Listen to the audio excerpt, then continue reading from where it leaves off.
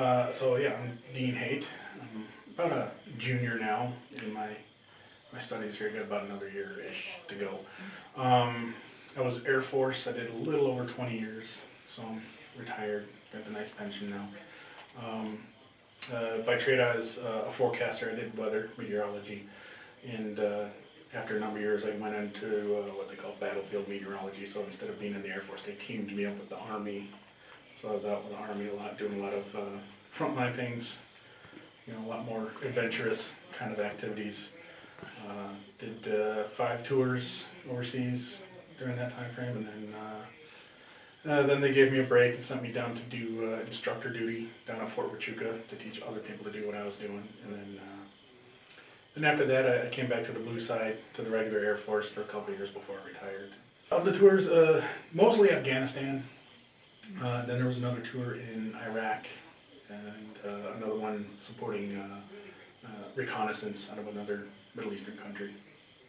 Compared to when I originally went into college out of high school back in 2002-ish, 2001, 2002-ish, and compared it to what it was then, it's a totally different world. It's like a time warp into the future.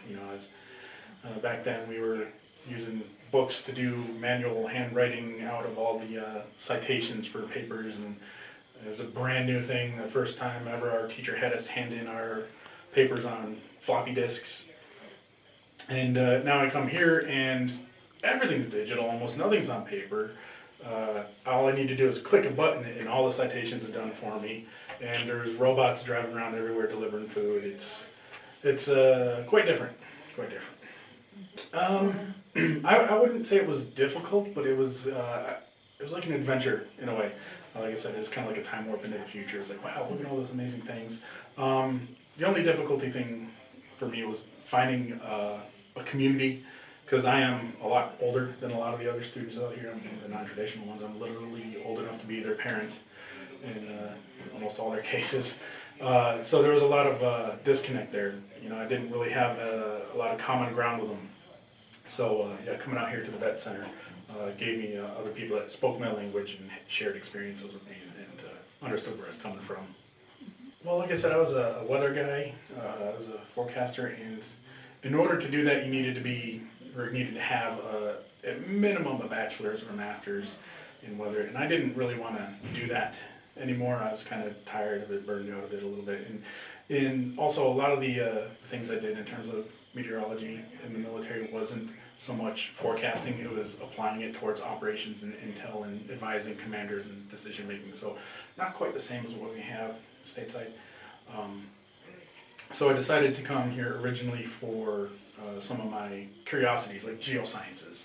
Like, okay, let's go into geology and learn that, because that was one of my interests. I was pretty fascinated, still am pretty fascinated with it. And then there's a lot of mathematics with it, and I decided that my quality of life was inversely proportional to the amount of calculus in my life. So dropped that major like a bad habit and switched into biotechnology, which is also related to another one of my hobbies, home brewing. So I'm going to try to leverage biotechnology into getting into the brewing industry.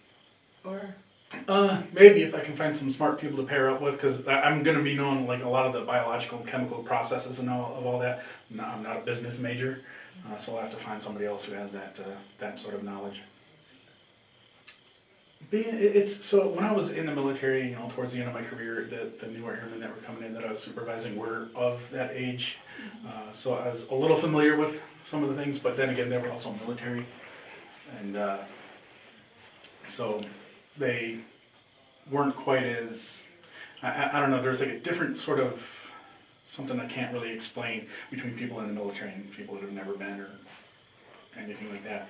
So I had a little understanding of how their culture was, and coming here I'm seeing more of it. And it's not a difficult thing, it's more of an entertainment thing, I think.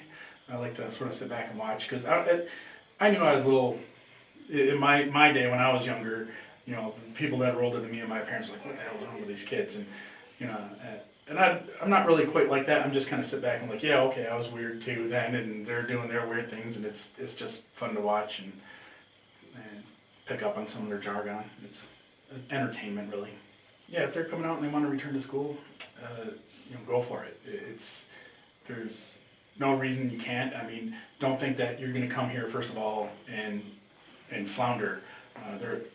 It's not a stump the chump kind of thing. They're not here to make you feel dumber. They're here to lift you up. They're here to educate you. This is where you learn. So don't be afraid of coming here thinking it's going to be hard. Their job is to bring you up to that next level. And obstacles, it's just like anything else with GI Bill benefits and any other sort of bureaucratic paperwork. There's going to be a learning curve. But you got a lot of your fellow veterans here that have all been there and done that, and we all know how to navigate that realm, and that's one of the purposes of our vet center here, is to help them navigate that and help them through it.